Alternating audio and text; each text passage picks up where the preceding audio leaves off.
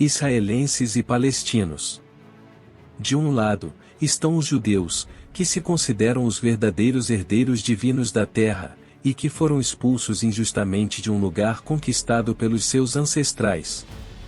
E do outro lado tem os palestinos, que ao longo de séculos passaram a dominar a região, e que agora se sentem donos da terra por direito. Então, quando dois corpos bem diferentes tentam ocupar o mesmo lugar, coisas não muito boas acontecem. E por mais que a fé deles seja muito diferente uma da outra, na verdade o motivo pelo conflito vai muito além de religião. O combustível desse conflito é o mesmo combustível que inflamou quase todas as guerras da história da humanidade até hoje. Estou falando de terra. Debaixo de guerra, o Estado de Israel foi criado, e debaixo de guerra, israelenses e palestinos vivem até hoje. Mas o início do caos começa aqui. O Império Austro-Húngaro estava quebrado, com umas 10 nações querendo independência, e um movimento nacionalista tomando conta de todas elas. E no meio desse nacionalismo frenético surge Theodor Herzl. Ele queria mudanças para o povo judeu, então, Herzl só vê uma saída para tantos maus tratos, a criação de um Estado judeu. No final do século XIX, o Império Otomano, um império muçulmano, governava a região que hoje é a Palestina. A população da região era composta por cerca de 90% de muçulmanos, 10% de cristãos e menos de 1% de judeus. E o Império Otomano crescia, aumentava, dominava e prosperava até que durante a Primeira Guerra Mundial, os britânicos fizeram algumas promessas bem realistas em troca de alguns favores. Os ingleses eram tão bons em promessas que prometeram a mesma coisa, para os judeus e para os árabes. É aqui que a Bíblia Sagrada entra em ação. Quem são realmente os judeus e os árabes? Para respondermos a essa pergunta, é necessário sabermos quem foram Isaque e Ismael. Esses dois homens foram os dois filhos de Abraão, o patriarca do povo judeu. Isaque foi o filho da promessa de Deus a Abraão, enquanto Ismael foi o filho de Agar, a serva de Sara. Ismael. Esse homem nasceu quando Abraão tinha 86 anos e Sara 90 anos. Ele foi concebido quando Agar, a serva de Sara, foi dada a Abraão para que eles pudessem ter um filho. No entanto, Deus havia prometido a Abraão que ele teria um filho com Sara, e Isaque nasceu cumprindo essa promessa. Ismael foi um guerreiro e um líder. Ele se casou com uma mulher do Egito e teve 12 filhos. Seus descendentes se espalharam pela Península Arábica e deram origem aos árabes de hoje. Isaque. Isaque nasceu quando Abraão tinha 100 anos e Sara 91 anos. Ele foi concebido milagrosamente, pois Sara era estéril. Isaque foi o filho da promessa de Deus a Abraão, e sua descendência se tornou o povo judeu de hoje em dia. Isaque foi um homem piedoso e obediente a Deus. Ele se casou com Rebeca, sua prima, e teve 2 filhos, Esaú e Jacó. Seus descendentes se tornaram os israelitas, que ocuparam a terra prometida. Porém, qual a importância de Isaque e Ismael nessa história? Bom, Isaque e Ismael são figuras importantes na história do povo judeu e do povo árabe. Eles representam as duas principais linhagens que descendem de Abraão. Os judeus, através de Isaque, e os árabes, através de Ismael. A história de Isaque e Ismael também é uma história sobre a promessa de Deus. Deus prometeu a Abraão que ele seria pai de uma grande nação, e essa promessa foi cumprida através de ambos os seus filhos. Isaque e Ismael são figuras importantes na história do judaísmo, do islamismo e do cristianismo. Eles representam as duas principais linhagens que descendem de Abraão, e suas histórias são cheias de significado religioso e histórico. Agora, Depois dessa breve explicação bíblica, precisamos entender que, como estávamos falando, os ingleses cumpriram a promessa aos judeus na Declaração de Balfour, de apenas 3% da população da Palestina no final do século XIX, os judeus passaram a 30% nos anos 40. Nesse período, a região ficou sob o domínio britânico, que tentou colocar ordem na bagunça criando regras bem diferentes para cada povo, o que não ajudou nada nas tensões entre eles. A Palestina ainda não era um país, e até hoje talvez ainda não seja um país. Ou seja, isso depende para quem você pergunta.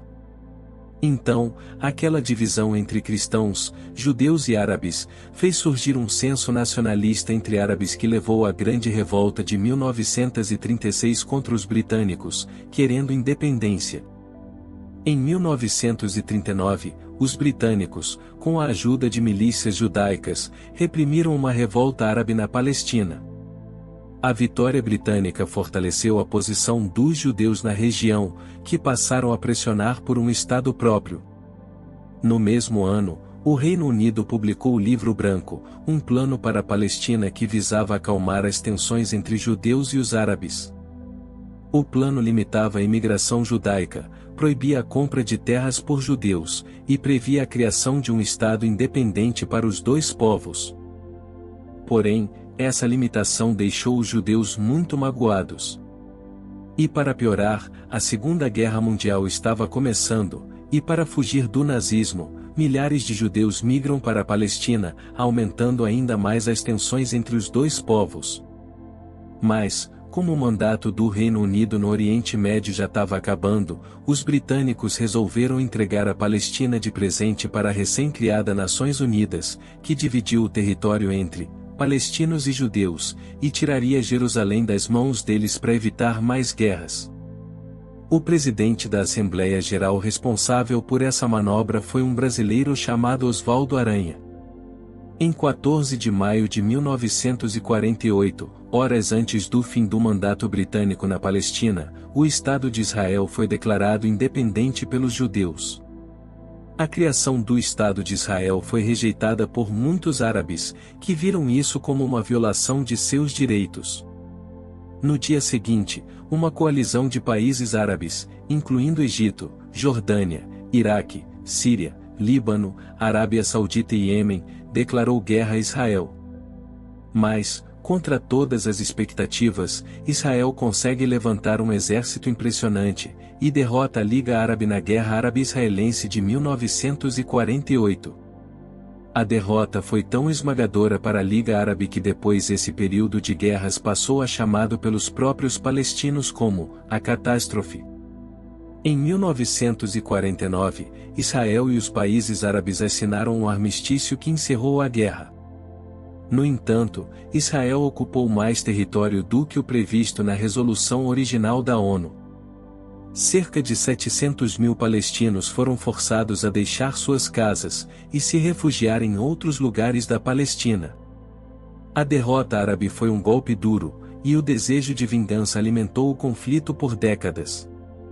Em 1967, uma coalizão de países árabes invadiu Israel para destruí-lo. Israel, que estava sozinho, contra-atacou e venceu a guerra em apenas 6 dias.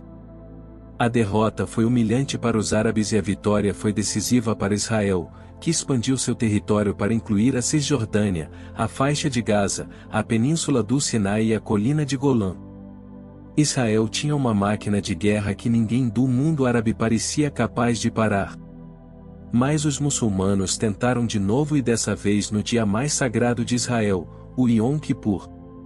Com quase o dobro de soldados, o Egito com o apoio da Síria, Iraque, Cuba e União Soviética, atacam Israel, apoiado pelos Estados Unidos. Israel venceu a guerra do Yom Kippur, mas os ânimos começaram a melhorar em 1979, quando Israel e o Egito assinaram um acordo de paz com o apoio dos Estados Unidos. Israel devolveu a península do Sinai para o Egito, e o Egito reconheceu oficialmente o Estado de Israel. Até que surge Yasser Arafat. O desejo de vingança continuava vivo nos palestinos e nos muçulmanos, e esse homem levaria novamente a luta até Israel durante os anos 70 e 80. Mas Israel contra-atacou violentamente e destruiu as bases militares no Líbano. E para revidar esse ataque de Israel, grupos de guerrilheiros muçulmanos criaram o Hezbollah, que é visto pelos palestinos e muçulmanos como um grupo legítimo contra Israel, mas como terroristas por boa parte do mundo ocidental e pela própria Liga Árabe. Apesar das tentativas de paz, Israel continuou a expandir seu território na Cisjordânia e Gaza, criando comunidades judaicas. Isso levou a uma série de revoltas da população palestina, conhecidas como intifadas. Em meio a esse caos, o Hamas surgiu como um grupo de resistência palestino. Um grupo que queria a libertação dos palestinos, o fim de Israel, mas que era contra a Organização de Libertação da Palestina. As coisas começaram a mudar com negociações entre Israel e Arafat. Nesse acordo, Arafat reconhecia o Estado de Israel, e o Estado de Israel passaria a reconhecer Arafat como o soberano da Palestina. Um ano depois, foi a vez da Jordânia aceitar a soberania de Israel.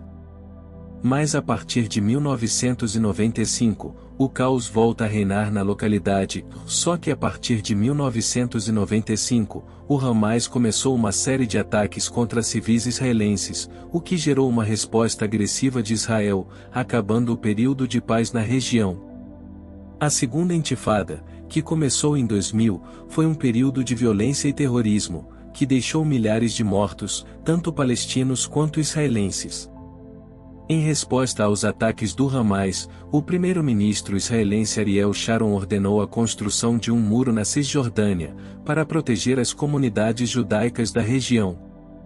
Os palestinos, por sua vez, acusaram Israel de invadir seu território com a construção do muro.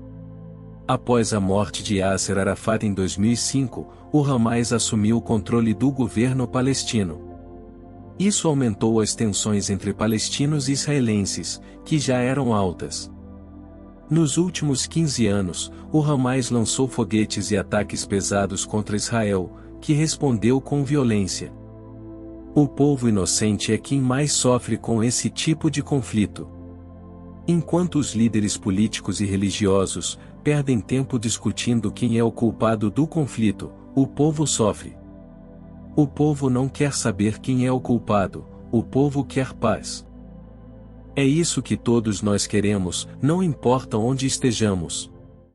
O conflito entre israelenses e palestinos é um conflito que causa muito sofrimento. É um conflito que precisa ser resolvido. No entanto, é importante lembrar que as partes envolvidas são pessoas. Elas são nossos irmãos e irmãs. É importante que busquemos o diálogo e a paz para que esse conflito seja resolvido e que todos possam viver em paz. E você, de que lado realmente está? Na sua opinião, a profecia bíblica se cumpriu,